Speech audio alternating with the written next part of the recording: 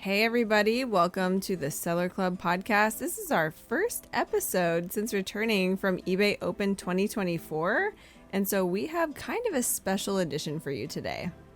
Yep, that is right. So hot off the press, we are recording this as soon as we can. That way we can give you guys some highlights and share a little bit more about the experiences that we have had recently with emceeing or / hosting the eBay Open 2024. But before that, I just want to encourage everybody to make sure follow eBay for Sellers. They are our official partner for this podcast as well. And Anna, tell them who to follow as well. Our other wonderful sponsor, Seller Ledger, who had a presence at eBay Open, and they were there doing demos of their product. You can try it for free for a month. All the good stuff we want to bring you guys every week is made possible by our sponsors. So definitely check them out. And also, if you're not already, follow us on the Seller Club podcast on Instagram, because we are going to be sharing our favorite takeaways from all the seller labs on social media. Yep, in this episode, we're focusing on the keynotes. Correct. I was going to say there are a lot of seller labs, and, we wouldn't be able to do it justice and just trying to squeeze it in a really quick session. But also we want to highlight the keynotes as well, because, while watching this behind the scenes as well and also reviewing it again, there are a lot of cool features and facts that they were spitting out. And also we have mentioned this between ourselves that this year a lot of the keynotes have more depth compared to the following years that we have seen, or maybe we're just a little bit more hyper focused this year. But we definitely are going to share some of the figures and numbers that they shared on the keynotes, and we'd like to highlight that because us eBay sellers, specifically focusing on the eBay platform, we want to know what eBay is doing to help us level up our businesses. So I think that would be a cool conversation today. But before that, we are actually going to talk about our experience emceeing eBay Open. So Anna, take it away. Oh my gosh, it was quite an experience. Well, the first thing that comes to mind about this experience was that it was a secret. Exactly. For so long. Yes, we knew about this for a while. Even when we were on campus for Seller Week, we already knew, but we couldn't talk about it at all. We couldn't tell anybody. So it was a big surprise. And it seems like for the most part, it was a pleasant surprise. We actually, spoiler alert, could not see the chat while we were on the stage. We checked in with the chat and read it and caught up on stuff in between filming live. But from the live stage, we couldn't read it directly off of the chat. Right. So what we you saw for was the love. pretty positive. Thank you for the love. We really didn't see any hate, so appreciate that. And for everybody that's listening, thank you for all your continued support. And I think, like going back to that, and when they broke the news to us that was their idea, it was very exciting. At the same time, it was, I felt the responsibility of trying to represent the seller community as best as we could. I think that was one of the biggest factors why we are invited, obviously, because eBay wants, to show the partnership of sellers and eBay at its highest level, and what more we could represent that in, the conference that they make for us. Yeah. And really, I mean, I am astonished year after year with how much they trust sellers with, right? Like, obviously the people who are getting up in front of a camera on a stage in, any situation like that, they're vetted, right? They're not just like randomly chosen out of a hat from all of the sellers on eBay. They kind of have an idea about who we are and what we're about, and what we do with our stores, what we do in our lives. So, there's some vetting process for sure, but I still think it's amazing what they trust us with, even just bringing us an idea like that and saying, like, you guys run with it. Yep. And a lot of that, amazing. The MC part was 100% live. So it was. People didn't believe that at first. They were like, wait, what? That's not pre-recorded? We're like, no, it is not. So that was very interesting. And again, huge thank you to eBay and the whole team from the seller engagement, from our director Rebecca Michaels and the whole team with eBay Open, Allison and the whole crew. For really, like the big word is trust. Yeah. To be able to do that. Yep. And we only wish that we hope we made all the sellers proud to be able to represent there in the big Right. stage. There was truly a dream team behind the scenes of this event, like not just during the event, but for months and months leading up to it. But certainly during the event too. And it was really all hands on deck. Such a cool experience. I think one thing that really stood out to me, Ken, was that the detail and the care with which the team behind the scenes is like responding to sellers, whether that's in the chat, even in our own script. Like we were sometimes updating our lines like moments before going on the stage because we wanted to have like an authentic and relevant response and kind of, take the temperature of how the people attending the conference virtually were experiencing the conference and like what was kind of striking them as important. And to speak to those things, which I think is really cool because frankly, it would be way easier to just prefabricate everything and, polish it to a T. And that's not how they approach it. And I think that's really cool. Yeah. I mean, they even told us, during the script writing is like, a lot of these parts are unfinished because we want you to be able to input and interject in your own words. What's your response to this keynote, that keynote? And really certain moments that were happening, even Rebecca was able to address certain concerns about the shipping delays that would happen with the bad weather. So I mean that really didn't happen till overnight before eBay opened. So I think that's the beauty of that. And also like they read the chat, like every word, guys. Being able to see the room of all these people with laptops and double monitors and screens, and they were ready to respond and take people's advice. I even heard like they're trying to scrape all the data and download all the responses there because obviously they want to address really major concerns and stuff like that. So I think that was talking about attention to detail. I think that was top notch. Every room there was an eBay employee waiting and ready to respond and capturing all those data.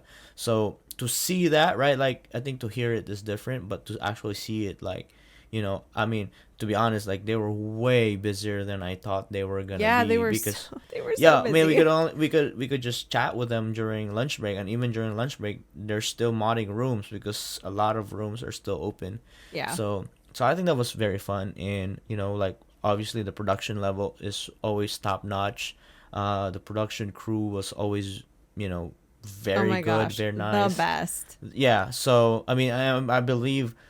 They've been the same production crew in the last 3 years of being virtual, so I think that was really cool to recognize familiar faces. And I think I was telling somebody that one of the biggest kind of like relief or I guess confidence booster for me was to have familiar face in front of this camera because that's so true. Yeah, because they're like cheering us on and they're kind of like they already know you, right? So when I like when I'm goofing off, like they're like they're not giving you a side eye, but they're actually dancing with you, so it's like right. What I didn't know is when I get really nervous and get ready to camera, I actually dance a lot, but I'm not a dancer in real life.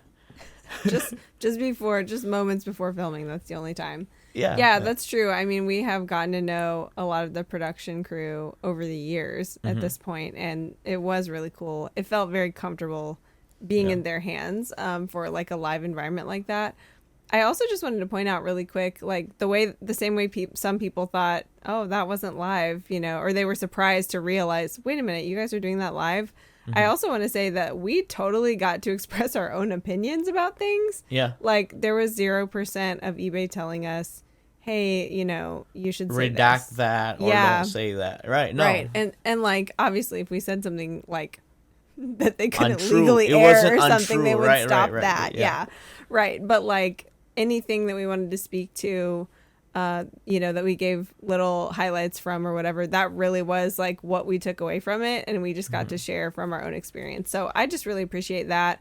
And, that's just another way that they trusted us, I guess. And another way that we were able to be actually genuine in doing something like, emceeing an event that comes from the big corporation, but it really is just more and more evident to me. Like every time I get to go do something on campus, like, related to eBay Open or otherwise, just that eBay is really made up of a bunch of awesome people, just the way the seller community is really made up of a bunch of awesome people. And it's just becoming more and more clear to me, that this is such a special place. Yep, exactly. Well, let's shift gears now and let's dive into just the certain things that we have picked up.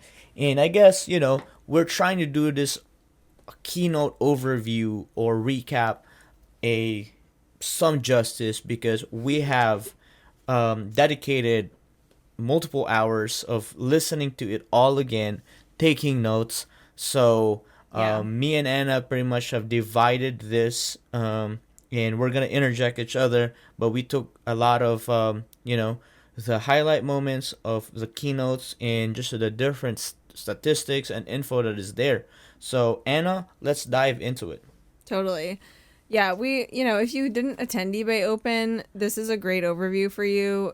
We try to be very thorough, but also even if you did, if you tuned out some of the time or you didn't, catch all of it, I hope this gives you a good idea of what to go back and rewatch. And of course, we'll be linking to all that stuff in our show notes. And there were awesome training sessions, there were awesome seller labs. So this is just the keynotes, just to be clear, just for the sake of time. That's what we can fit in one episode here.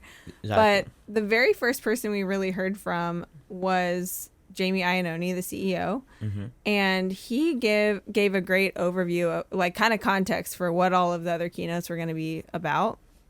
And I feel like he really captured it well, saying that eBay was focused on developing meaningful tools for sellers. And the kind of 3 high level points he made were that they listened to sellers and based on all of the seller feedback and, everything that they've observed from the state of things on eBay, their focuses are continuing to invest in AI across like multiple different applications, of course, making it easier for shoppers to find our items and streamlining the selling process. So a lot of what we're going to talk about, finer points from these following keynotes, fall under those 3 goals that eBay kind of has at the forefront right now. So I thought that was a really good way to kind of prepare us to hear, because sometimes it just feels like, wow, this is just drinking from a fire hose. There's so many updates, but those are kind of the main like goals of all of these developments. If that makes sense. Cool. Yeah. So is it my turn now? Yeah. So first up after Jamie was eBay Motors, right? Yep. eBay Motors as a category, very, very fun presentation for me because I'm a motorhead, I guess, not just a sneakerhead. But one of the highlights that they talked about there was the guaranteed fit. So as we have authenticity guarantee, eBay Motors have this guaranteed fit that I want to highlight that if it has the logo guaranteed fit and the customer have issues with it, eBay actually covers the refund and returns process for that. So that is actually a very big plus for seller because sometimes, I had to, when I was listening to this, I had to look at the lens of what if I'm a motor seller or parts and accessory seller. Right. So obviously it's one of the biggest category in eBay. And, just from the activations that they do is way crazier than the other category, right? Like huge. If people think like, oh, they showed love in sneakers, they haven't seen motors. Yeah. Well, and we're going to get into this more later because Dawn Block specifically talked about this. She was part of this keynote session as well, but I really want to highlight something she said more towards the end of it. But, the idea that the eBay Motors buyers are also our buyers. So that's why it matters, right? Yep. Because they're having this now even better experience of a guarantee that this part is going to fit their vehicle. Exactly. That's going to help them really Yeah, love buying so on the platform. that's really good for us. And one of Yeah. the things that they highlighted too is they acquired MyFitment. So that's pretty much the database or the software. I don't know what the term is. They've Yeah. acquired it last year, and they have said that because of that, there's been over a 50% conversion on sales because people are more confident now of buying those parts. So That's those a are huge. huge jump. And That's also at the same awesome. time, they definitely highlighted the marketing strategy that they have done this year. So they have partnered a lot. I know for a fact personally because I watch motor or car driven YouTube content that they sponsor a lot of car builds. So imagine, That's eBay makes so much saying, sense. right? eBay saying like, "Hey, build a car and buy everything from eBay." I actually know like a YouTuber that she actually bought everything, even the car on eBay. So Wow. she built it. Imagine that kind of like activation. They highlighted the Ken Block auction. They highlighted the Resurrected Ride, which is a Netflix series that they sponsored. And the big one that really resonated across the conference was their partnership with F1 with McLaren team. So I think those are really big highlights. And Yeah, they there they was said even it over and over. a little Go. rivalry on the stage about that Exactly, one. exactly. I'm a Mercedes fan, but now I have a secondary team, so I cannot wait to rock the F1 and eBay merch that will be available soon. So those were the two things, and then wrapping that up, we went into the to Ashish's part. Ashish, which is the global verticals of eBay. He oversights authenticity guarantee and also eBay Live. So Ashish is a great guy. We've had a conversation with him multiple times. One of the big takeaways that I have seen because of AG, what I didn't know, AG actually started with watch. We I think we just assumed it was sneakers, but it actually started with watch, That's and right. then Sneakers always assume they're first. right, They're right, not and then always. and then there's sneakers, and then going to the fashion category. Now there's luxury, streetwear, and then two trading cards. So those are Yeah. the big I guess moves that they have made with authenticity guarantee, which I think as a seller, when you're starting to sell higher and higher end products, I think I'd rather it go to AG. Yeah. Like it just protects you and kind of like eliminates the question of like, is this real or fake? Like it's Yeah. not my word against your word. It is eBay's word. Yeah, fun So, fact. I just had my first experience yesterday with mm-hmm. buying something through AG that did not pass Oh, authentication. so save. You I got got saved. instantly refunded and I moved along to shop for the actual item from Mm. someone else. So that was great. That is pretty Um, good. but yeah, And I was going to just say, Ken, I loved Ashish's presentation. Ashish Chabra is his name, but yep. his full name, we call him Ashish because we want to be his best friend. And Yeah. we're obviously on a first name basis. Not really, but I was telling Ken that it was so funny to me. Anytime I've been around Ashish in person, he's so smiley and he's Mm-hmm. always like joking around. He's so much fun. And I told Ken, like, this is so interesting to just watch him give a presentation with a straight Without face. Like, giggling. he's not grinning. Yeah, he's not giggling at all. He's Yeah. very serious about it. Yeah. But it was great. I mean, he's great in any setting. But Mm-hmm. I loved hearing from him because he's very insightful. I think he's got really good Exactly. delivery, and he also is like so much fun. Yeah, I mean, the scope of his work is kind of like really the highlighted parts right now, currently, right? So going Yeah, no back to, pressure. yeah, exactly. So going back to trading cards, they have launched that image scan, the scan to list. So basically, just taking a photo of your card, and then it would populate the listing automatically, well, through the Yeah. help of AI and all their different what do you call that, database that they have acquired. So that is next level. Yeah. Also for trading cards, they have integrated the PSA grading as well as when Right. you purchase it, and even when you're collecting it. What we have found to realize that a lot of collectors already have PSA accounts, and they already have their library there or their collection, and then with one click of a button, it can create a listing to sell it on eBay if they wanted to sell it. So those are amazing. The acquisition of Golden Auction was big as well. And there's been a lot of acquisition with eBay, which is, we're going to talk a little bit more about the partnerships later. Yeah. Refurbish is, going strong. I am a fan of it myself personally. I buy a lot of my electronics refurbished through eBay, and they have a 2-year kind of like a warranty or guarantee. So that's pretty big. And continuing to expand AG, and then now the Surdy logo, which I think was very exciting for all the clothing sellers, that eventually all we gotta do is scan the tag on the material, or not the material, the item, and it would instantly create a listing. Yeah, it's like the internal tag that usually has the material and stuff listed on it. So currently, I think he said around 1 billion items already have this Just a few items, right? So I think we can get a hold of those. So that was pretty cool. And as always, they highlight eBay Live. They even did share a screenshot. I mean, a QR code for people that are interested to go live. They're onboarding way more sellers. A perfect example, Anna has been live selling as well, and our good friend Kendall is already selling in the fashion category. I mean, even now on pre-love as well. So that is very new. They said they have 3 times more eBay Live sellers now compared to when they launched it. So, I mean, it's not a lot yet, but that's a big growth. 3 times is a big growth. Yeah, it is big growth, and that really is a great example of just the way that new things kind of get rolled out within focus categories, Right. which is the perfect segue to what I wanted to share from what Dawn Block talked about. Yep. She kind of was in and out of this keynote a couple different times, and kind of setting the stage for this whole area for these other contributors and speakers.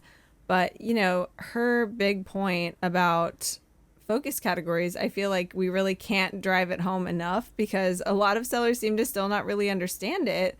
And it's really helpful to have the context and to understand. But some of the focus categories we've seen, right? P&A, that's motors stuff. Yep. Fashion, including sneakers, right? Yeah. Luxury, handbag, that type of You stuff. got watches. Yeah, cards, there's a lot right. under the umbrella of fashion now. Collectibles, like trading cards and things like that, and then refurbished electronics. And she was just making the point in a really good, like a really eloquent way, I think, that the focus category strategy benefits all sellers because, and this is what I loved how she said it, when buyers love buying on eBay, they buy more Exactly. items, more frequently, and in more categories. And that's kind of what we were talking about earlier, with the motors example. Like, a buyer who has a fantastic experience, working on their vehicle by buying parts on eBay is going to go look on eBay for other things too. And they have data to back that up. Yeah. Which is another part of what Dawn was talking about that I wanted to share, because I thought these numbers were so fascinating. And For sure. I mean, I even wrote it down too, because Did you? This is a good comeback for everybody that just what's eBay doing to acquire customers. Yeah. So just to kind of like reiterate what Anna is about to say is, this is eBay's effort to acquire new customers. Yeah. So it's not because they just specifically want to highlight a certain category. They do this because when they acquire a customer from this category, it spreads to different category. So I think that's one of the things that maybe in a more layman's term, they could use certain terminology, like, we are spending on marketing on these categories because we get to acquire more customers, and these customers are not category specific customers, right? Like, I think even you and me, we're not category specific customers. No, you just literally definitely said not. you bought sneakers lately, and you're not a sneaker seller, you're not a sneaker head, right? So I mean, for me, I buy parts in electronics. I don't spend a lot of my money in sneakers. I might spend some, but I buy in a lot of categories. So I think that was kind of like the more layman's term, like, maybe that could be something cool that we have like coin the term for it. Yeah, yeah. That is one. Yeah. Well, because I think when sellers hear the term focus category, they think, oh, eBay is like lavishing Focusing there. They're not focusing on me. Right. They're lavishing the love upon the sellers in that category. Yeah. When really eBay, I mean, to some extent, they are focusing in the sense of like they're improving seller tools in that category, but just as much, they are focusing on buyers in that category, right? Yeah, I think they just the experience in that we're category. the carrot that's being dangled. What yeah, right? The focus item or category is the carrot being dangled. So I ask think that's yourself, what it is. do you want to be the carrot or not? But also, you know, it's a long game strategy. Like just because someone comes and buys a auto part doesn't mean they're going to come shop your store the next day. But it's like the cumulative effect, right? So Dawn actually called this the multiplier effect. And I like that term too. So just for some of the numbers that she shared, I want to directly share them here just because I think they're powerful. But for example, a buyer who comes to eBay to spend $100 on sneakers, actually this might be my favorite one, ends up buying $400 of sneakers and $2,000 in other categories. Yeah. So not only are they spending 4 times their intent on sneakers, but they're spending 20 times the intent on other stuff. Yeah, original. Right. Like from their desired $100 spend, right, they end up spending $2,000 in different categories. So actually, $2,400 sneakers and other. Yeah. So that's interesting, right? And of course, these are all like averages from a whole bunch of data, but I think it's fascinating. Another example is a buyer who comes to buy a watch for $500 or more. Will spend $5,000 on watches and $5,000 on other purchases. That is wild. Thank you, watch sellers. Thank you. I know. Thank you, watches. Yes, we should be saying hashtag thanks, watches. Hashtag because thanks, I think sneakers. that's a lot, right? They're is that 10xing their spend? Yes, it is. Well, and 500 is really. really a lot. Yeah. It's really 20 if you consider all the purchases together. That's true because it's 10 grand total, right? Yeah. Wow. Right. Watches are ballers. I know. Mean, there's a reason why the people that have big watches are big spenders. Yeah. A big watch and a big wallet go together, I guess. Oh. But another one, I feel like here we go. The auto people are more reasonable here. If they come and buy car parts for $400, they'll spend $600 in other categories. So they're perhaps not as impulsive. I don't know. Not as impulsive, but there's many of them. There's a lot. I'm assuming there's a lot more buyers in that. Yeah, probably so. I mean, it's a massive, huge category. Another example was a buyer who buys trading cards. If it's someone who spends over $1,000 on trading cards, will spend over $1,000 in other categories. So that's another one where it's kind of like even Steven. Yeah, so they double their spend on a different category. But obviously the thinking here is like we want the people who are spending $5,000 on watches, $1,000 on trading cards, $500 on, or $400 on sneakers, whatever, to have a really good experience to the point that they come to eBay first to look for their other stuff too. And they stick, right? And then they become a loyal customer, right? Because it's, I'm thinking about it in a way that they're an eBay buyer, right? And they're not a can the hustle be buyer, right? Like because I personally don't do a lot of like, hey, buy from me on eBay, right? But the wording really out there is like you can find good deals in sneakers on eBay, or you can buy your collectibles on eBay, or hard to find one-off antique vintage finds on eBay.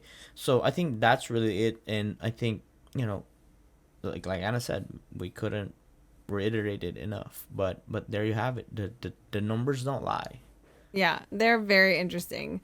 So what's our next keynote from day one? I think we go next to Thomas Walker. Around the world. So I think one of the biggest things that I took out there is one of the terms or the acronyms that use is VUCA. VUCA. We live in a VUCA world. I like that. It was very interesting. Like because we talk about like what's the current temperature or the weather of the market, economy and stuff like that. So he is the head of global consumer insights. Yeah. So talking about just different behaviors of buyers, So VUCA means volatility, uncertain, change, and ambiguity. So Sounds delightful. exactly Volatility, right. uncertainty, change, and Sounds like ambiguity. anxiety. Oh, yeah. I have a case of VUCA. Yeah, and he even quoted, I think we're living more in a super VUCA. Yeah. So I mean, come on, we are. right, and the cool thing about it is like he quoted Steve Jobs quote, talking about uncertainty being used as an opportunity, right? Yeah. That there are these changes that's happening that a lot of people are afraid of, but it could be actually opportunities that we just need to work on it. And so he said like, what are these opportunities and how can we capitalize on this? He did mention that the buyers are more conscious, are more budget conscious. So that is, I think we all feel that as eBay sellers. So I don't think we need to reiterate on that one. But one of the things that that caught my attention is the statistics of like I think overall spend was $468 billion in 2024. On eBay? On consumer, online consumer. Okay, e-commerce. Yeah. So that was wild. And that is wild. That's and so then funny. they're predicting that it's gonna double by 2028. Oh, So maybe talk about I guess like they're there's predicting we're all gonna get a raise because right, exactly right. Where's that Imagine money coming from? if everything doubles, that means our sales should double by 2028. I'll That's if take we it. are if we are ready to capitalize on the opportunity that we have currently. I like the so positive spin. exactly right. Exactly. And then he did highlight social media. That the number one channel for product discovery by the Gen Z, Millennial, and Gen X are actually social media and very influencer based. Yes, So I'm going to touch on some of that when we get to a yeah, so Hotwire that was keynote. very It's interesting. interesting. And they did say that over 50% are more likely to trust the brand from a trusted online content creator compared to just the brand advertising it themselves. So again, I think we are living in an intertwined e-commerce seller, and at the same time, the importance of having a presence online as your social media brand, or even as a person that does business through e-commerce. So Yeah. that was great. And one of the companies that he highlighted that really took advantage of social media was TJ Maxx. And last Really? year alone, TJ Maxx, I believe last year or this year, it's within this time frame that TJ Maxx sold $780 million through TikTok. Is this all And like Maxinistas? I don't know, right? It's Wow. like I have yet to dive into that world that a brand is directly selling that, or Yeah. are they using influencers directly doing Right. it, right? I'm So curious. Yeah. so I think those are just very cool insights to actually be hopeful for. Like that's kind of like what I got out of it.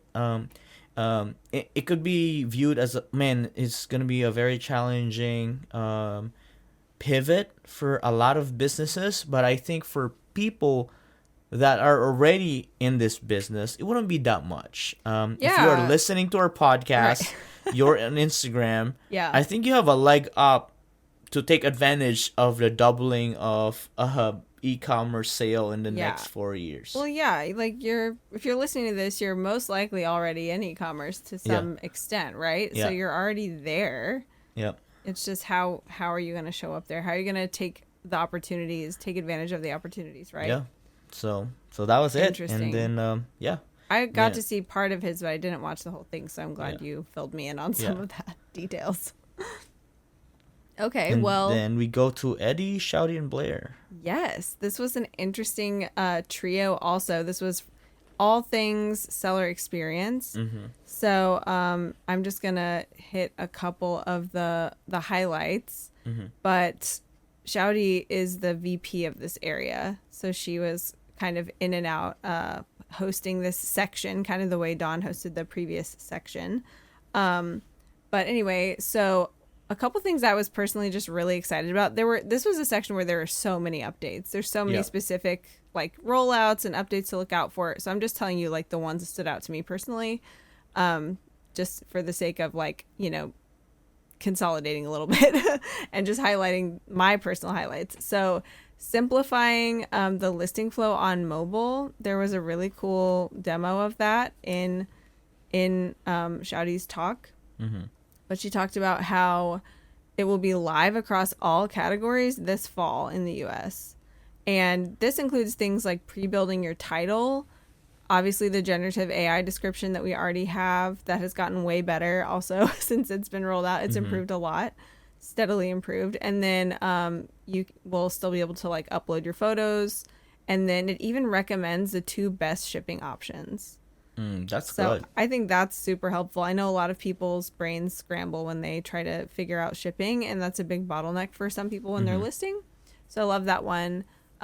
Similarly, she also talked about the magical bulk listing tool in Seller Hub. So that was all stuff that's going to happen on mobile in the fall. Yeah. This is on the website, right? The regular desktop website, magical bulk listing tool. So all of that is based on just uploading a whole bunch of photos. I can't wait to try that. Currently, it's only in sports trading cards, I assume, because as you might imagine, there's like It's way catalog easier. information, Yeah. right? Yeah, it's way more straightforward.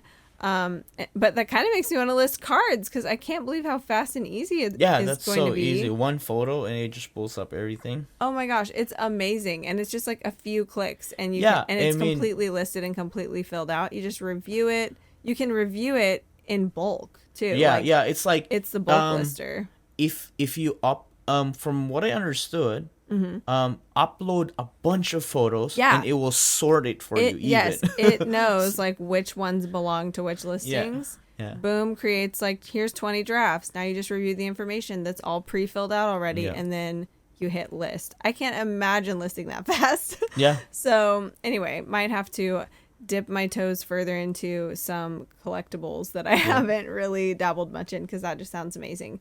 And hopefully, like with most things in focus categories, that will eventually make its way. Exactly. It will roll out. Yeah. Yeah, to other categories too and other types of items. Also, combined shipping with EIS was discussed, which means, of course, a lower shipping cost for items that are in the same order. So you still can't combine orders internationally. They have to, but they can add multiple items to one order. Like kind of add stuff to your cart and check out. You'll be able to combine the shipping. That's kind of what it means. So that was a really good one that I think has been, long desired for the international shipping scene.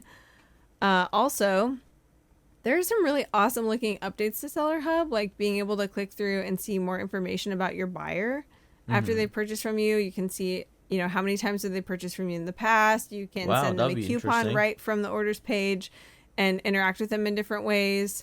And there are also just a ton of custom insights and recommendations that are now going to be built in across Seller Hub in kind of this refresh of Seller Hub. So all of that looked really cool. I also really thought the keynote presentations looked really good, and they had a lot of cool interactive demo components.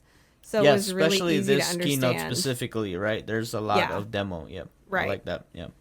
So that is again on Seller Hub on like the eBay website on desktop. And then of course, Sell Mode was talked about, which is basically Seller Hub on mobile on steroids. It's going to be amazing. That's going to be cool. I also can't wait to check that out.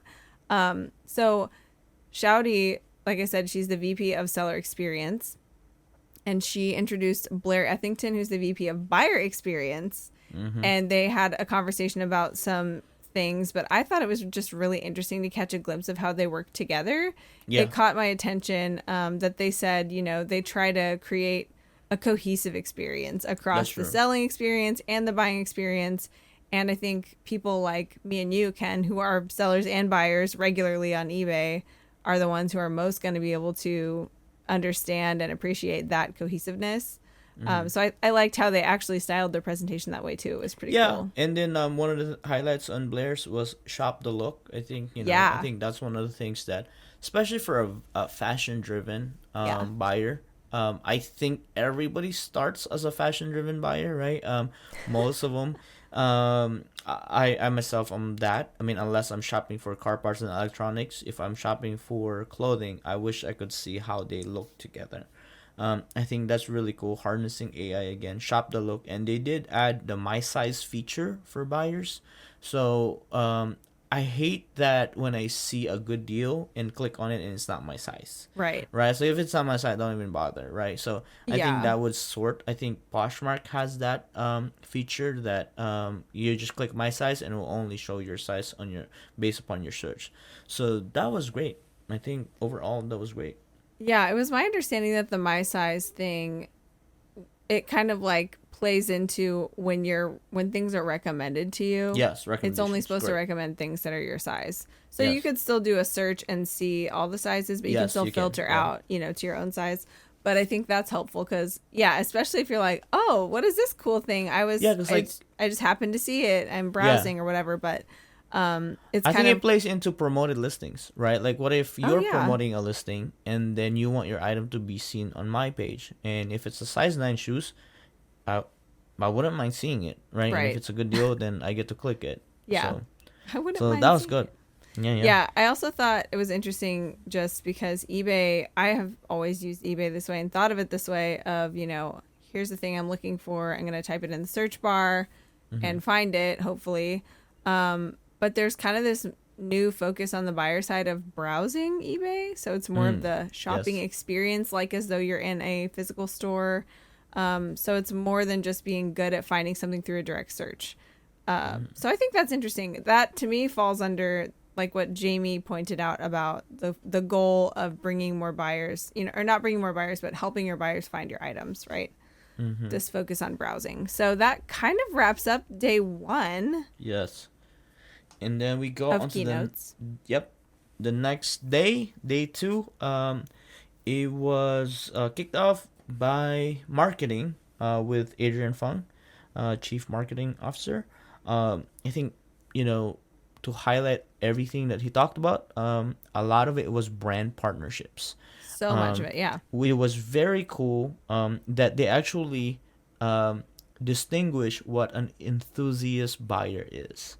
So that's one of the coolest things because we've heard the word enthusiast. So But they maybe I put didn't some listen numbers on last it. year, right? But there's numbers on it. So an enthusiast is somebody, we say hobbyist or has passion for a certain hobby or certain style or right. That's what enthusiast. An enthusiast purchases 6+ times a year. Okay. So if you purchase 6+ times on eBay, you're an enthusiast I'm an on eBay, enthusiast. right? And spends over at least $800. So Oh, that's the definition of an enthusiast.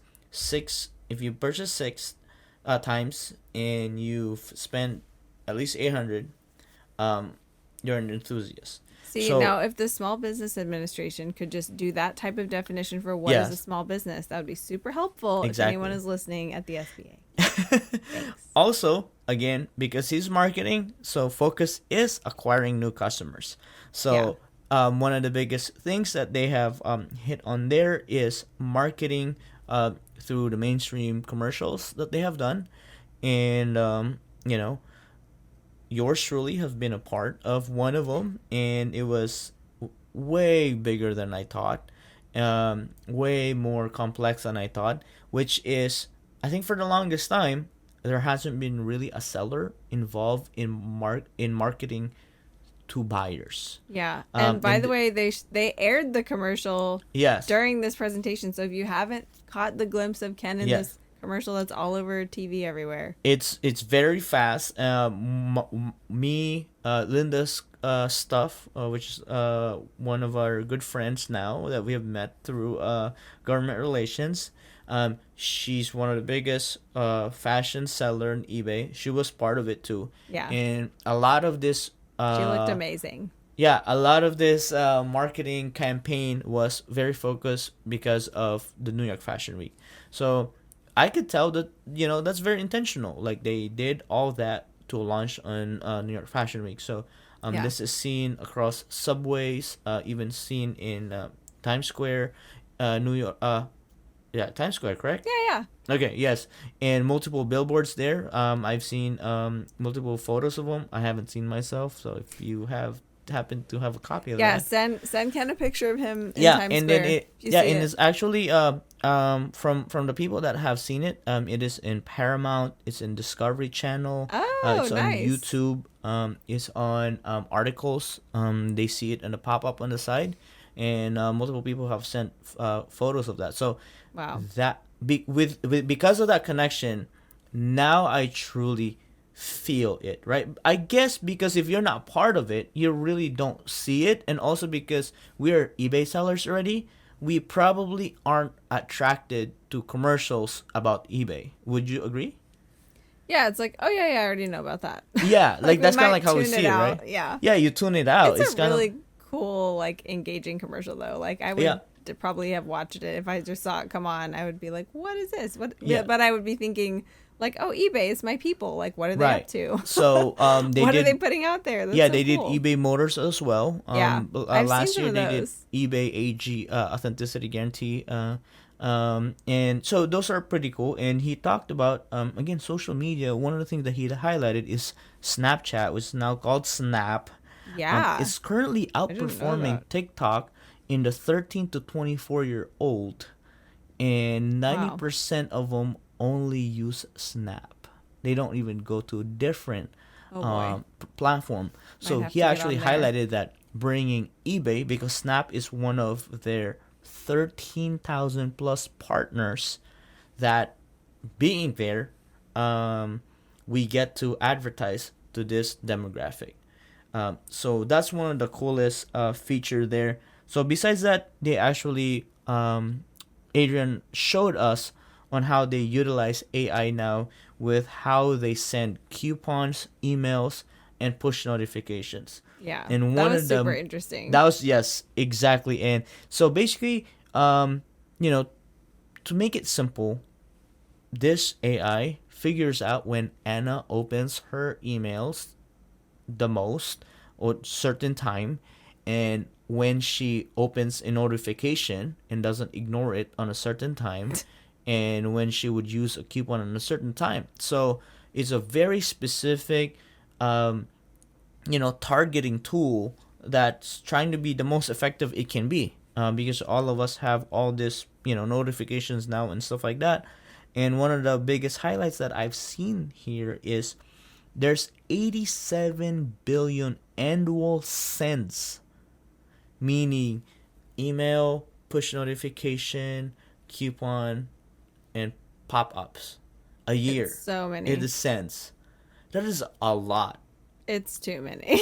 right? It's too many, right? It's Again, too many. But that's why, they have to be you have smart to, about it. It has to yeah, be that's why you have targeted. to innovate in order to figure out when am Yeah. I most likely to follow through on this type of Yes. marketing and send it to me right then. That's Yeah. what they're trying to do. Yeah. So they call it a hyper personalized marketing strategy, Yeah. a non-generic campaign. That's the term that they coined there, which is I like, because obviously I don't want to if I'm not a handbag buyer, I don't want to see a handbag coupon, Right. but It's like as a buyer, it's just more relevant it to has to you. be relevant, Yeah. 100%, right? Like don't sell me Coke products when I don't even buy Coke. Like, so Yeah. that's what it is. Like, Right. don't send me some coupons that are not relevant, because it's just automatically get blocked, right? I block emails, I block and delete notifications. Right. And So it's eventually that could lead to having a negative experience with the whole yeah, platform, which is yeah, the balance, right? That we're trying to strike exactly. with all the So buyers. Yeah. so I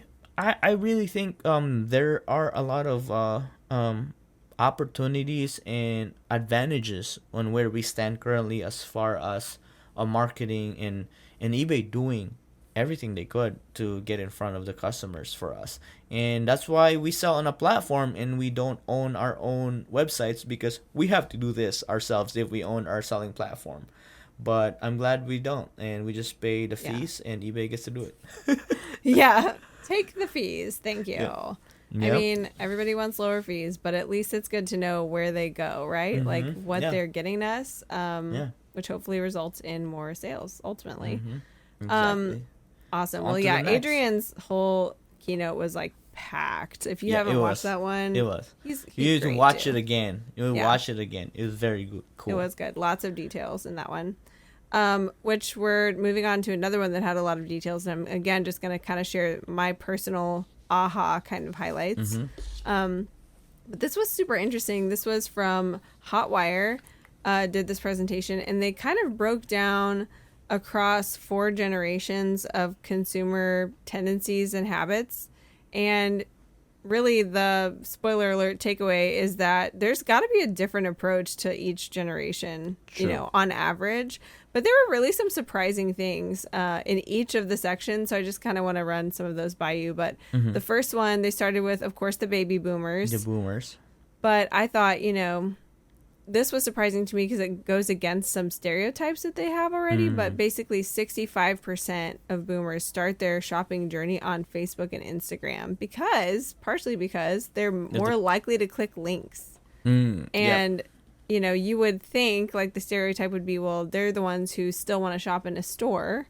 Right. Kind of the quote unquote old school way. But that doesn't seem to be the case. It doesn't bear out in the metrics, right? So that's really interesting. One of the things on that presentation during the boomers is because of the pandemic that we just experienced, a lot of them had to onboard online to see their kids, their grandkids. Yeah. And now Facebook, they're there. Facebook, Instagram is basically kind of like the easiest way. You know, that's why instead of messaging, they would just comment it out.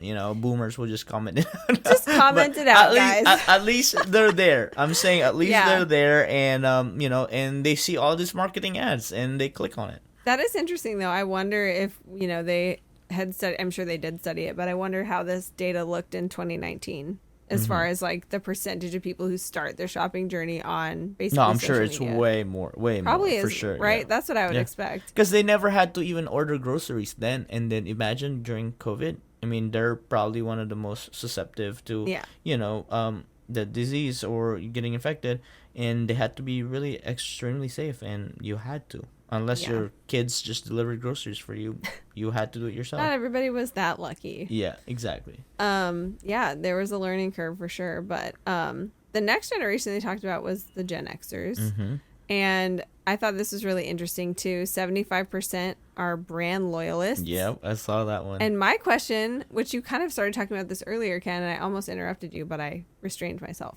But does this apply to our personal brands or the brand of eBay or just the brands that we sell like Nike or something like that? I think it's the actual brand. I think it's the actual brand of the product.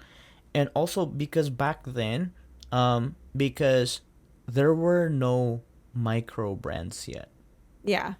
I think it was all like the vibe then was who's the biggest, right? Who wore what? Yeah. And it was very celebrity driven back then. Yeah. There was no, I mean, I would say that there were influencer marketing was not a thing then yet.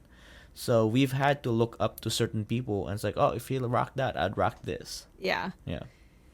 Yeah, it's true. And yeah, but like interestingly, like you're saying, it wasn't really an era of micro influencer, you know, marketing back then. And yet this generation relies a lot on user generated content about these brands. They also tend to love to use coupons and they respond to email marketing. So I feel like I've heard, I mean, that's the email era.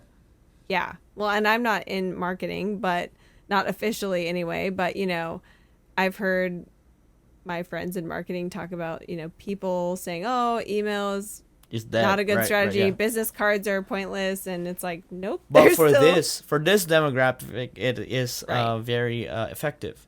Yes. So I think that's the personalization of marketing that has to happen. And also, if you have this brands, whatever the brands that Gen X really like, I think that would be a good research tool. Like, what's the top selling brand for this generation?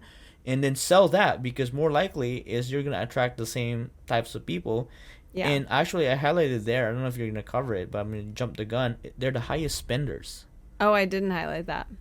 I caught that right off the rip. Highest spenders, leading by $20,000 a year. Wow. Compared to the other generation. Wow. ballers or Yeah. irresponsible. I'm just joking. They just have disposable income, apparently. Exactly. Yep. They do. Unlike millennials, which is us, which is what I'm getting to next. So, unfortunately for Can I us, title this Millennials titles Thin Wallets, Expensive Days? That's what they said. That is a great quote. I love that. Yeah. And given our life experience, security is important to us. I'm just going to say us because we're both millennials, but no big surprise there. We've been through it, guys. But we do tend to favor e-commerce over in-store shopping. So that's interesting. We officially prefer e-commerce. Right. And so we're like that generation that got over the hump. And we love supporting small businesses. So yes, we were business with a cost, right? Yes, Gen X might have been the biggest spenders, but we were the biggest e-commerce spenders last year. Last year, correct, yeah. So we're gaining on them, guys. I did see that millennials prioritize luxury, so hence the luxury handbags. Yeah. The high-end brands, I feel like, kind of like grew during our era. I think that's pretty cool, and and also we're now the largest population. Yeah. That is why we are actually the biggest spender. Yeah. So I know we're in an interesting spot on the timeline here. And then of course we're going on to Gen Z, which what I appreciated about this presentation is that it wasn't all about Gen Z, right? Yeah, like yeah. Sometimes it could be like they forget about us. and meanwhile, who's doing most of the spending? Like us. Gen Z probably will be at some point as they cycle through the timeline of life, but right now, the insights about them are different. So one thing I thought was interesting, speaking of luxury about them, is that for Gen Z, on average, their first luxury purchase is when they're 15. 15 years old. I didn't even have a smartphone when I was 15. Well, because they have a smartphone at 5 right exactly. now, right? I just think that's wild. Yeah, that is really cool. Yeah. This is the generation that that prioritize influencers over celebrity now. So times have turned. And they prefer to shop on mobile, so that makes sense too, because that's where influencers, I feel like, mostly are accessible, right? They're really big on aligning their spending with their values. And I thought this was maybe the most interesting thing, contrasting them with boomers. They consider wellness and luxury spending as essentials instead of the older generations as a luxury, saying that those are discretionary. Discretionary. That's Gen Z is saying this is a must, and the older generations are saying basically like it's a luxury for you to think that way. See, so see, here's that's interesting. Crazy. I've when looking at this and listening to this, I thought I was a Gen X. I felt like I was a Gen X. You related to that more. A lot more. Yeah. And then they told millennials, and then obviously now I could relate to it too. And then this is where I actually relate the most. In this statistics that they shared as a Gen Z, 32% of the Gen Z shop once a day. Woof. That's so consumeristic, yo. Exactly. So much consumerism. And also, this is the generation that values speed and convenience. Yeah. So this is when, Uber eats my lunch for later. Yeah. Uber my ride for tomorrow. Right. Uber a toilet paper for later tonight. That makes spending once a day sound small, right? Like it's like they're essentials. Every purchase is a convenience purchase. Yeah, that's what it is. Yeah. I think being hanging out with a younger crowd, it seems like they don't have to prep for anything because they can get everything at the snap of a finger. So I think that was interesting. That is interesting. Yeah, and I think that's a really good one to go back and watch if you haven't watched it, because you're going to have your own biases, experience right? to compare to it. Yeah, and different kind of perceptions of what all this means, right? These are just kind of aggregate statistics that are interesting in their own right, but how you interpret them and why they are the way they are is up for some interpretation, I think. So really interesting, but let's keep going because we still have like 3 more keynotes to talk about. Well, let's dive into payments. I think it was very straightforward. One of the things they highlighted is I would say payments have been very, I would say, issue free for me as a seller. ever since they took over. So Yeah, that's managed always payments been solved a lot yeah, of the managed payment whatever like problems I was having with it. yeah, like Yeah. I don't even think of like any chargebacks or anything like that. I mean, if there is, it's like I actually get to know that from eBay's email, like we took care of this, or like there Yeah. was this form, and so I feel like there's more confidence on that side for me. They did say that Venmo is a very big driving force for the younger generation. So for now that they get to use that as a purchase for eBay, is really great. They Yeah. did talk about the listing. I mean the payment flow, making it easier, and a lot of the unpaid item case and stuff like that. They touch on it, but one day it'll be 100% unpaid item case, zero free, One zero. day. We'll talk Yes. about it then. We'll highlight it. We'll dedicate a full episode of that. Oh my gosh, and we'll have a celebration. yeah, we'll have a trauma bond and then a celebration right after. So just for that. So we're gonna breeze through that, and then one of the things that they introduced, they literally introed it in the first.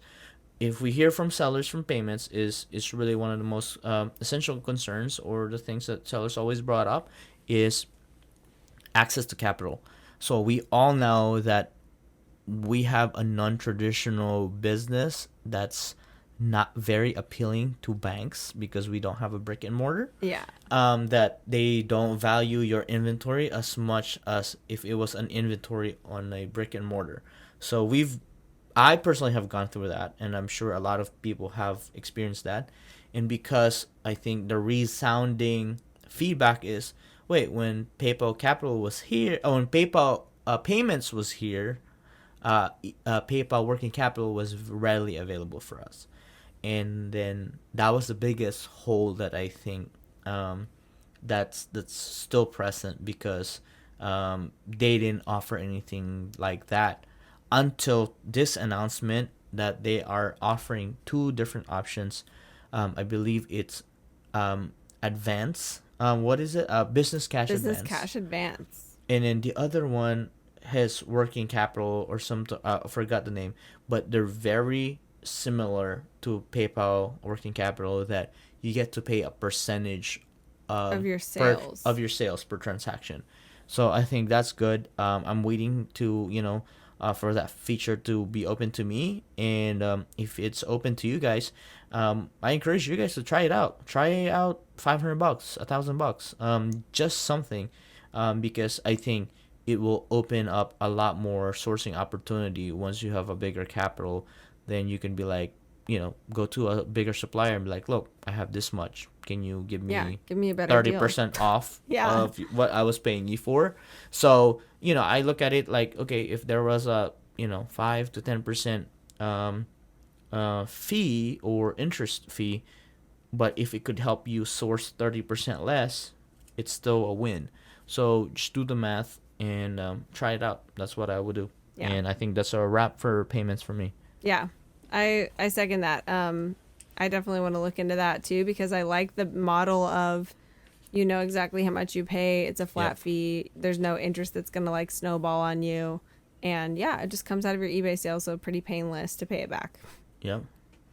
And then I think I go next to ads. Yeah. If you've heard me, if you know me, I like ads. One of the biggest things that I would highlight still is, I've been a user for promoted listings, so you should try it out. One of the things I feel like they have actually, and what do you call that? It's a restructure or like a remodel. You did a video about this. Yeah. What did they call it? What's the term? I said it's more It's like it's not Go ahead. It's not a facelift, right? It's not a facelift. Yeah, it's more like a remodel. It's like Remodel. a major Exactly. overhaul. Like Yes. now all the advertising stuff is in its own tab, Yes. separate from marketing. So it's been restructured. Made it simple. In Seller That's Hub. what it is. I like the complicated one because it made it hard for other sellers to use it because it was hard to understand. So that was terrible. my edge, my business advantage. Yeah, to find a new advantage, I guess. Right. Now that it's easy. Yeah. Yeah, they did make it easy. There's now suggestions. I actually just had to run one right after they changed it, and I was like, This is so easy that it's not even an event in my day. Before it was an event, I was like, oh, it feels like the very like old school way of putting up a sign outside your store. Like, that's what it this felt is like. for You had sale. to Yeah. you had to design it, you had to print it, right? Now it's like you just upload a pre-generated draft of on an LCD screen. So that's how I see the difference of then and now. So That's now you right. just click of what kind of flavor you want, and what kind of percentage off, and then click it because there's pre-generated and they're suggested now. And there are other multiple ways that you can use ads now. There are offsite ads and they are pay-per-click ads basically. So those two I'm not very familiar with because I'm not really testing them out yet. But one day we'll be able to talk about it. So those are the highlights of ads. Yeah, there's a lot going on there. I would recommend there's so many details, and I think that having the visuals for that is really, have to really see helpful. it. Yeah. So go watch that if you're interested in it. And also I appreciate the messaging in general from eBay ads, at least since I've been involved with eBay, like on with open and things like that. Just that they're not trying to sell every person the same ad strategy. Like, they want you to understand it well enough to, or take their recommendations that are tailored well enough that you're going to have an ad strategy that makes sense for your type of inventory, for your business.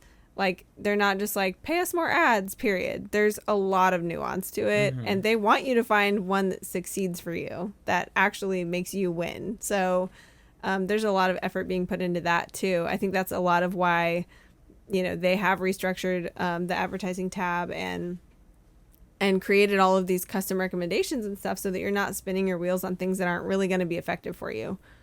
So I feel like that's really helpful. But that's the true. Last keynote, best for last, right? I would say like most volatile, most dangerous, topic, hottest for last, right? Yeah, for sure. No, it's not really volatile, but it was really interesting keynote with David Newman, who's eBay Senior Director of Trust, interviewing our dear friend Lori Wong, who's like, unwavering, our unwavering hero. Yeah, right. But they were talking about trust and like going through all of the big issues that have become hot topics for sellers this year. And I thought it was really interesting. And I guess overall, I just want to say that the fact that we're hearing directly from David about this stuff and Lori's like putting him in the hot seat about stuff, which was so awesome to see. And he handled it really well. But, the fact that we're hearing from them on this level, I think is so important in building trust, right? Yeah. Like, he even says... You have to show face. Yeah, like, but it's more than showing face. Like, he really did answer to things and take responsibility for things and explain things. And, of course, he did say, like, we can't tell you every detail because... There's a security issue with that, right? Like, we can't just show and all those we can't show all of our cards, but I feel like it went a really long way to say, like, look, we're aware of this stuff, we're listening to you, we're doing something about it, which I think can go a really long way. So I really very special that he actually did sit down with a seller. Yeah, right. And knowing Lori, I know for a fact that she wasn't gonna hold back. Not at all. And she didn't. It's literally all the questions that I would ask somebody on a sit-down, closed-door meeting, which she did on a stage. Yes, and like, guys, yes, this was pre-filmed and there was a script, but I'm sure it was just like our experience, Ken, where it's like, she's not going to hold back and they're going to respond to it. Yeah. Yeah. So some of the issues they covered are Vero, what they're doing with Vero. Like, for example, now if there's a Vero claim against one of your listings, it just gets flagged, not completely pulled down. It doesn't get deleted. Right. It gets, so you can actually have a chance to like held, yes. adjust the listing instead of just like having to start totally over. Also, unpaid items was another area that they talked about. And this was really funny, Ken, because I remember watching this for the first time, and David made a comment about how the follow through on making Vero better was going to be similar to like the follow through on UPI. And at first I thought, well, that's not a good comparison. UPI is taking forever. We don't want to imply that Vero is also going to take forever. But like on second thought, looking at the big picture, eBay has made really steady progress on UPI. It's taking longer than any seller would want it to take because it's so complicated. But I do think that in that regard, comparing their follow through with Vero to the follow through with UPI, unpaid item case is what that means, is hopefully setting a realistic expectation of the pace of the improvements and the scale of the improvements, because that's a positive spin. I'm sure it's just as complicated, right? Right. I'm sure. I think it's helpful. Like, if you can't just instantly, wave your magic wand and grant the wishes of the sellers to eliminate this problem, setting a realistic expectation is like definitely the next best thing. Yeah, I mean, if it took UPI 29 years and Vero takes 25 years, it's a big W. I'm just joking. No, it won't take that long. But they did also go on to talk about UPI and what they're pushing forward on that. They talked about scammers, and of course the big one that's most recent, I feel like, as an issue was feedback. Yes. And so I did appreciate the follow-up on that. Because it's technically been fixed. Yeah. Yeah. Well, it has, but I think it's still worth reiterating because, anytime a change happens, it kind of reverberates through the community for a while.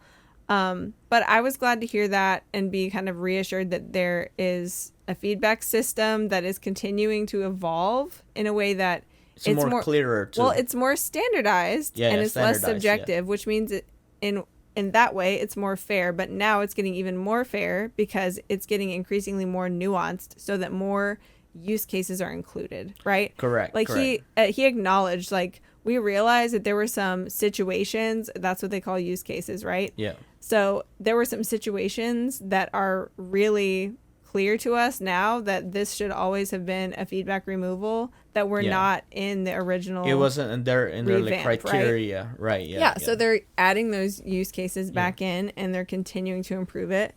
So anyway, I just appreciated the kind of more detailed follow-up on what exactly is happening over there with feedback over there in the area of feedback is what I mean. Correct. And that does seem like a good approach for the long term because it should be standardized and it should be inclusive of all of those kind of situations that sellers get into. So I love the quote, "Trust is a series of promises kept," and eBay has made some really big promises to us as sellers, and they're also saying to us, you get to hold us to those promises. Oh, so I like that. I like that too. And you know what? We're gonna. So yeah, and also, like, I think especially within the last 24 months, I would say that they've been more open to that as far as, like, we've gotten questions like, hey, is this really what you're feeling? Is this really what's happening? Yeah. And when we say yes, it is, they are actually like, oh crap, like this is a serious topic or a serious issue that it's affecting the community. And and to be able to actually have face to face with a lot of these people, we actually met David Newman as well, and pretty genuine people that they actually wake up every day and fix the issues that are hurting us, right? Like, they are paid to do that. That's their wheelhouse. So to say that they don't care is very unfair for them because they actually have a badge to do their work. They actually care more than most people, including technically sellers. They do, because if you think about it, it's their livelihood to uphold. If they're not fixing anything or if they're not making it better, then what are they doing? Yeah, what are they doing? That's like the whole point, right? Yeah, they become replaceable at that point, right? So I think that was very cool. And again, I mean, I think this wrap up, I think, has been very informative, and I hope you guys find it too. And I think we went actually a little bit longer, or way longer than we thought, but also we didn't want to make it as shortcut as possible because there's a lot of information here. Yeah, this is still just the highlight reel, guys. Yeah, and if you think about it, this is much. 2 days, right? This is 2 days of keynotes. Yeah. And there's probably 3 hours, 2 hours of keynotes in total. And we're able to summarize it, but we just want to, tease you guys to actually find out the answers yourself as well. And also, hear it from trusted people like me and Anna that actually have been there as well. And reassure you guys that eBay is actually listening and they're making progress. And as we are finding out that there's way more things that they're actually doing behind the scenes to actually acquire buyers. Yep.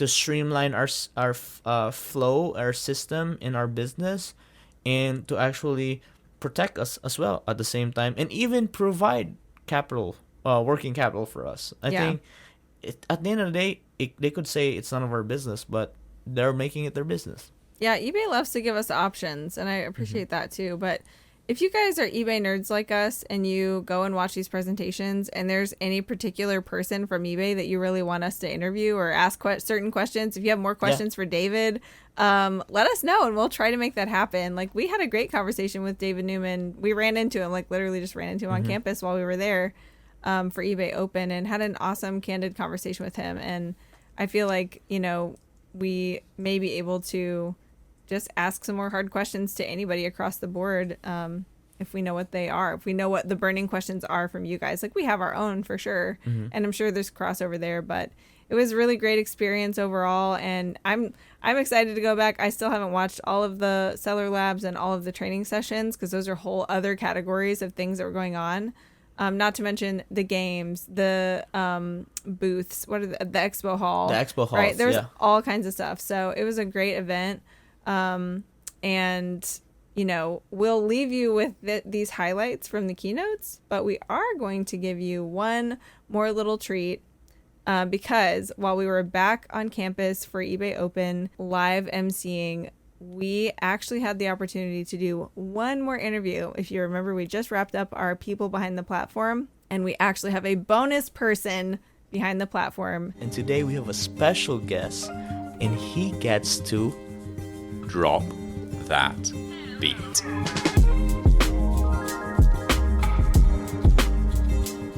Ken, did Adam just smoke everyone's beat drop? I think that's the best. So, Adam, congratulations so far. You're holding the best beat drop. Someone will have to dethrone you. Yeah. Your beat drop. That's so good. Well, Adam, Well, maybe, you know, there's like a career for me in voiceover at some point in the future. I was just would gonna agree. say. I would agree. I mean, we've happened to get some good radio voices on the podcast we recently. got some podcast voices. Andrew really good podcast voice, and then now we got Adam, like really deep podcast voice. So. I love it. You were so prepared. Well, Adam, we know and love you already, but for those listening who don't know you at all, we're just talking about your first name so far. So can you actually introduce yourself and tell us who you are and what you do at eBay? Thanks, Anna, and great to be here, by the way. Thanks for having me on. So I'm Adam Ireland. Despite the name, I'm actually British, but it's a question that comes up. And I've been here at eBay 13 years, but currently I'm the head of our global collectibles business. Some of you might have known me from my prior stint as general manager of the US, where I had the great honor of being able to be on stage with both of you, obviously, for eBay Open last year. But since the middle of this year, I've been running the collectibles business and getting really, really deep into the world of trading cards, Funko Pops, vinyl, comics, stamps, coins, you name it. Right. It's more than just Christmas sweaters now, right? Exactly. Adam is That's famous true. for his Christmas sweater collection. And yeah, I have to say that this office has really cool collectibles. I just It does. noticed those. What do you see, Ken? Funko Pops, NBA figures. I'm seeing a bunch of comics from Star Wars, Spider-Man, Avengers, and the Incredible Hulk. It's right straight to me right there. So, And the thing I love is like this just all comes like I don't even have to really try in I this. was Like gonna ask I'm just you. like in the day job, like I get in so much trouble with my wife. Like the giant You're Incredible like, I Hulk need thing this was for actually the office, Exactly. obviously. Well, no, this is where I send things when I'm going to get too much trouble if I send them that's home. it. you see. Yeah, So- this is the other mailing address. Exactly. Yeah. So tell us a little bit about the Incredible Hulk. You did. Well, point so it out. that's from an eBay seller out in the East Bay in Oakland. So we went and visited their store, and we're talking to them about how they run their bricks and mortar business as well as their eBay store, and they had that in there, and I just thought it was so cool. So. That love is it. cool. That is cool. It's the strangest man of all time. I love it. Okay, that is cool. That is cool. It Well, is cool. Speaking of the collectible world, I have seen on social media and other news, articles that eBay has partnered with the Golden or have. Adam, I mean, why don't you just tell us about it? It's I've known Golden for like the high end signatured sneaker auctions. and I've seen they have a Netflix show about it. How did that partnership come about, and what's the the partnership about, or what do you guys do with Golden and vice versa? Yeah, so we had the opportunity to acquire the Golden business back in May this year, and it was part of a broader deal with Collectors. So Collectors is the parent company above PSA, who people might know as a leading grader and authenticator of trading cards, coins, and other collectible categories. And really, Golden just felt like a really nice fit with the eBay business. eBay has its sweet spot in terms of the sales price of items, but within the collectibles world, there is a reality. You talked about some of those really high value sneakers that you've seen, and Ken and the Golden team do an amazing job of accessing inventory that can go for well over $1 million. And if you're looking to sell that type of inventory, of course you can do it on eBay, but there's a level of service that you might want as well, which is just way more white glove, hands-on. And so, right in front of me here, we've got the Golden 100 catalog, right. Where literally there's a printed catalog, beautiful glossy photos and write-ups on the inventory that appears in that auction. Ken will make videos on Instagram for individual lots. You'll get the really great photos taken. You'll get really nice descriptions written for you professionally by copywriters. And so there's just a different level of white glove service than is on offer if you're just a regular right. eBay seller. And often if you're looking to try and sell that really high-end inventory, that's going to be the service level that you offer. I think that would be the way I would go. I mean, I'm just imagining, what if I get a shoe signed by Michael Jordan, and it's like just the shipping kind of like fear alone is like, wait, like how? I mean, do I have to fly over and hand deliver this? Yes. There's been stories yes. in the sneaker category. I mean, in the sneakers that, I had a friend sell a $50,000 shoe, and there's just no way you could insure that because first you'll never see that shoe again if you lose it. And then, imagine having to fight over reimbursing a $50,000 sneaker. Oh my gosh! So he had to fly and hand deliver it, and that's just a lot of time out of your day, right? Yep. Which I believe. I mean, I now know that Golden will be able to provide that. So that is interesting. That is exactly. interesting. Yeah, and it's all about just ensuring that for our eBay seller base, you've got that full range of options. That's true. To make the most money on the inventory that you've got. Yeah, we do love options. Yeah, I 100% agree. I mean, you did talk about PSA, and then is there any partnership ongoing with PSA? I've heard something about the Vault being under PSA now. How's that been, and what's the kind of the structure behind that now? Yeah, no, it's great. I mean, obviously they're an industry leader, so it's an amazing brand to be able to work with in the authentication and grading space. They'd been our partner for authentication of graded trading cards for a while. They're now taking on actually the authentication of raw grading cards as well for us. And then as part of the deal where we acquired Golden, they acquired the eBay Vault. So that was where previously you've been able to send high-end trading cards. You buy them on eBay, and at the checkout, been able to click to select to send to the eBay Vault. And I'm just incredibly proud of what the teams did around that, because you sort of say, oh, now it's going to a different company, isn't that going to be a bit clunky, how does that work? Right.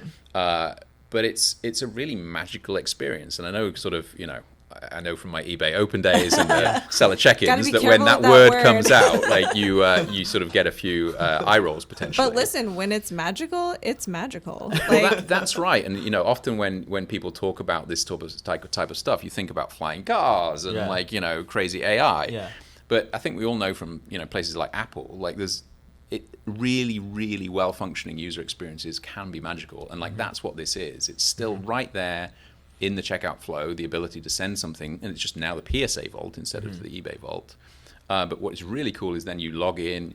You can see all of that still within your collection on the eBay side. But then if you go over to PSA's website, you'll see your inventory will magically arrive there within your account. And then there'll be just one button as well for if you want to actually resell that item that you've bought. They will do all of that for you. And so you've got one button, listing created, and ready to go and sell that thing at some point in the future. Yeah, that is so done. cool. That is cool because, as a collector of, many things, especially in the card category, I'm sure a lot of people already have a PSA account, and they already are checking their authentication or like the grading Exactly. process there. So I don't doubt that it's like going to be another step, because it's something that they already have if they're in that collectible space. That is cool. And what about card grading? So how does the purchase happen currently right now? So when I buy something, I know, and if coming from the sneakers, there's authenticity guarantee. So what's the process now in that space when I buy something on eBay? Does it go to any authentication facility or grading facility currently? Yeah, so currently it works very similar to the sneakers authentication program, but instead of it being in-house authentication as it is with sneakers, we do have our partner PSA do that. So Got it. it'll be but works exactly the same in terms of the inventory going off to the authenticator, whether that's a graded card or a raw card. Make sure it's exactly what was in the listing, check the authenticity before then sending it onto the buyer. And as ever, like that, it protects everybody, right? Yes, because that's if it's true. reached the authenticator's given it the stamp of approval. Then from then on, seller fully protected, and at the same time, the buyer is now getting the peace of mind of knowing that industry experts have looked at that and said, yes, this is what we thought we were buying. That is so cool. That is cool. Hey, there you go, card guys. Make sure you buy them on eBay and sell them on eBay. Yeah, I mean, the processes sound just so solid. We talk about that in our own businesses all the time, about the power of having a good process. So it sounds like there's just been a lot of focus on that with these partnerships and acquisitions and stuff. So that's so cool. Well, looking around your office, I'm just curious. Obviously, you're a collectibles guy at heart already, but how has your perspective on the world of collectibles kind of changed or been impacted by like being in this role now? That's a great question. I think there's a couple of things. One has just been the opportunity to go so much deeper. I More would've- shelf space for your own collections. So you have an office well, and that's home. yeah. I mean, that's a sore spot with my wife, but just the passion of people in the collectible space is incredible, and just being able to engage with both the buyers and the sellers more and learn more about kind of the incredible collections that they have, and just getting your mind expanded into the history of some of the items that people are collecting and the sets that they're trying to put together is incredible. And then I think the other piece of it as well is just having some time to like join the dots a little bit more on some of the common themes that you see. And so you see overlap between collecting groups, and so you'll often find a Magic the Gathering collector who is also into their comics, who is also into their vinyl figures, who is also into their action toys. And so a lot of opportunity, I think, to think about like how those buyers and how we reach those buyers and talk to those buyers, recognizing that they're not just a card buyer or Right. a comics buyer, but actually they're a collectibles buyer. Yeah. And then even more broadly than that, just the fundamental collecting need actually is across a very broad swath Right. of types of categories. And so old school stamp collecting, or porcelain tea sets. These are all items that people collect, and the fundamental sort of like underlying urges and needs are actually very, very similar on all of those things, regardless of the item. And that's quite fun, sort of like teasing apart like those commonalities across different collecting enthusiasts. Definitely. That is so cool, because I have had my share of being a sneaker collector to becoming a hat collector to now I have like a jacket collection, a hoodie collection, A fish collection. now I'm into like planted tanks, so I have some plants and then some fish. So I 100% agree that I think we call it an enthusiast, right? So once you start collecting one, I think there's that structure of like trying to find out like what's more out there, or Exactly. how rare can an item get, or because I think that's the price piece. So talking about price piece, do you have any in your collection that's a price piece or a grail that you have acquired or looking to acquire? Just in case anyone has it lying around. Yeah. Can send it I mean, to us. it's funny. I was with the Golden team the other week, and they were asking me what like my dream purchase would be, and so actually, I'm a track and field guy. Like that's what I did when I was in college and kind of growing up, and so I'm a real sort of like track and field nerd and also a history nerd. So like that comes together in kind of like track and field history. Yes, I can see it. And so I've actually got some things here on my desk which are like programs from like track and field meets like back in the like 1910s, 1920s. Amazing. But like definitely some of the memorabilia around that stuff. So like Roger Bannister famously like broke the 4-minute mile for the first time. And I'm like, well, what about, how cool would it be to have like the stopwatch that like timed? Oh my gosh, that would be so cool. Are you kidding? And then actually when I was recently I was in Cleveland at the National Card Show, which is kind of the biggest industry event for card collectors. And the Golden team were there. And one of the Golden team, actually, this was their own personal item, but they had it with them, which is the golden Michael Johnson spikes from the Olympics when he set the world record. Did they auction it off, or is it? No, that's just in the guy's personal collection. But like, but I was like, he saw me and he saw the grin on my face. I was like, can I like touch those? So I've got a photo now of me holding them, and I'm like, that is like not so cool. Adam trying to cram his feet into these historic. No, I have to say though that the spikes, the track cleats recently have been super nice. I mean, just looking at the recent Olympics, and it was just, everything was just so bright. Nike came up with the orange and then the neons, because like because this guy's already top of their class. And then why not add more style and fashion and flash? And some people were wearing something mismatched. So I totally now I know.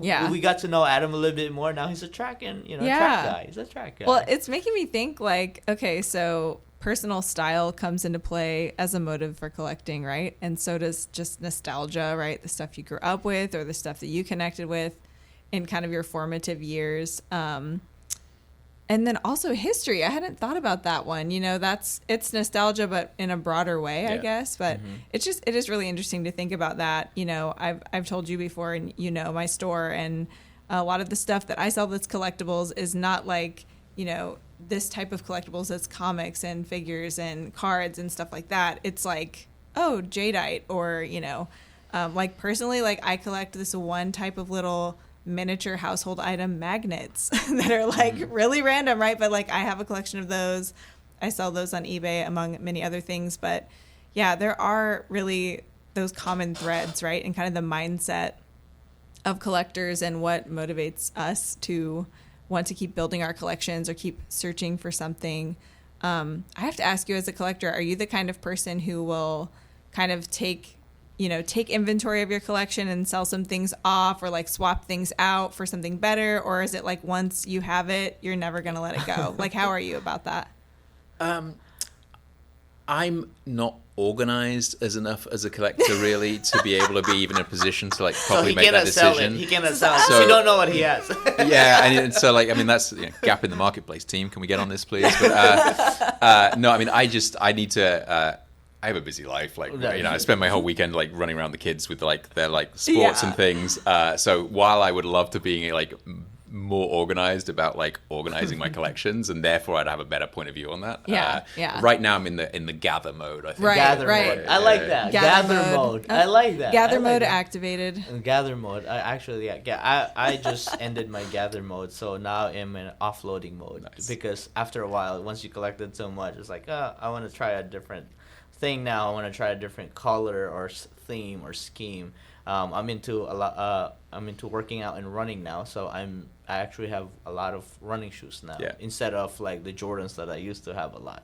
So that is cool. So Anna, are you ready to fire up our lightning round? Yes. I actually have one fun question that's not part of the lightning round, so I'll ask that one first, and then we'll do. Go okay. ahead. So my fun question is, Adam, if you could have any animal, real or mythical, as a pet, what would you choose? Pets are a bit of a sensitive subject in our household right now. Are they? My daughter is desperate for us to get a dog. Okay. My wife would love to get a cat, and I am absolutely no pets currently. No pets currently, and if I have my way, that will be staying. So your answer is 0 pets, no pets ever. Exactly, but like if we were going to do it, like it has to like have a purpose. Like there's got to be like value added. Like, wouldn't you want to ride a dragon to work, for example? Yeah, I mean but like then you just like all that raw rotting meat laying around to feed it. He knows dragons. Exactly. But like, if you're going on that theme, like maybe you go like with the direwolf from like Game of Thrones, because I feel like they're pretty independent. They can just go off, look after themselves. Yeah, you don't have to come to rescue build a if you stable need for rescue. them. Exactly. That's a practical pet. That's adding value. I like that. That counts as a dog, I think. So your daughter will be really happy about that. Dad said we could get a direwolf. Yeah. We won't let her listen to this. It's fine. Yeah. Okay, well, thank you for playing, even though you don't want pets. That's hilarious, though. One of my lightning round questions also kind of has to do with pets, so let me think of a different one. But first, the first one is so easy anyway. Are you ready for a lightning round? Absolutely. Okay. Coffee or tea? I've got to stick with my heritage and say tea on that one. Although a nice cup of Earl Grey. we did see Adam the other day. Oh, last month we were here. Did you get coffee at the coffee shop? I mean, yes. Okay. There's a reality of a degree of like stimulation that's necessity. required in the morning. That's what it was. It was Yeah. yeah. Okay. And then, but I do see a nice teapot, a nice teapot, tea set here in this office. So he's still sticking to his roots. It's okay. Are you a morning person or a night owl? I am a sleeper, so I would rather have neither. But ever since the kids arrived, it's up early. It's broken me. I'm like up between like 6 and 7 every morning now. Yeah. Is that just because they're up, or you need to get ahead of it before they're up? It used to be because they were up, but now they're starting to sleep in a little bit more. But it just sort of kicked my system into like, no, you can't sleep past 7. Love it. I'm trying to think of a third lightning round question. Do you have a good one? I do. Okay. I I figured you might have one in your back one. pocket. Okay. What is your favorite snack? Oh, perfect. My favorite snack. Wait, so you could pick a healthy snack and an indulging snack. What's a healthy snack? I think it's healthy. I don't actually know. Hey. But this is where again, like I go back to my British roots. So there's a thing called Twiglets.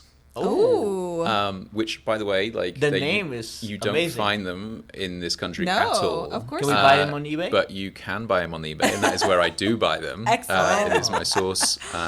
But they are a very particular flavor. I don't know if anyone's heard of Marmite or Vegemite. Yes, Vegemite. Yeah. So Vegemite's the Australian version Yeah. of Marmite. It's sort of like yeast extract based. Delicious. But it's very kind of like strong umami kind of flavor. So it's savory. It's Yeah, very savory. savory. Oh, wow. And you either love them or hate them. Like that was kind of always the advertising Well- campaign in the UK. Was sort of Well- like So we should have asked you Twiglets or not. That should have been the lightning Oh, round. so question. now that I heard about it, I'm ordering it, and I'm making a video just Yeah. specifically for Twiglets. Like, Yeah. it's like Twinkies and Piglets. That's literally what came I to love my how mind. your brain works, Ken. Yeah. Okay. Indulging snack that a lot of people know. What is that? That stop they being do- so obscure, Adam. Yeah. I get the They feedback do here. I sell get the it. This feedback. is- We need to connect with our audience. You're out available. there. That's available. Whatever. Available. Twiglet sales are about to spike. I mean, Yeah, it's I know. fine. It's gonna be the most searched snack on eBay. I know, and then I think certainly like because my wife like won't let me eat them when they're around because they're quite like. They're like smelly, They like smell, garlic. yes. Yeah. Oh, okay. That's so funny. But I don't know. Like I'm a bit of a kid when it comes to like candy, and so give me a Milky Way or a Twix. I'll happily snack away on pretty much any of that stuff, as long as it doesn't have nuts in it. Any candy that doesn't have nuts. Does that just feel like you're being cheated and that's too healthy of an ingredient to enjoy candy, or you just don't like nuts? I'm just not a nuts guy. Oh, okay. Okay. not a nuts Well, that's fair. Milky Way And Twix. Twiglets and Twix. Twiglets. Cheetos as well. Cheetos if I'm going to savory as well. Okay. Yeah. Okay.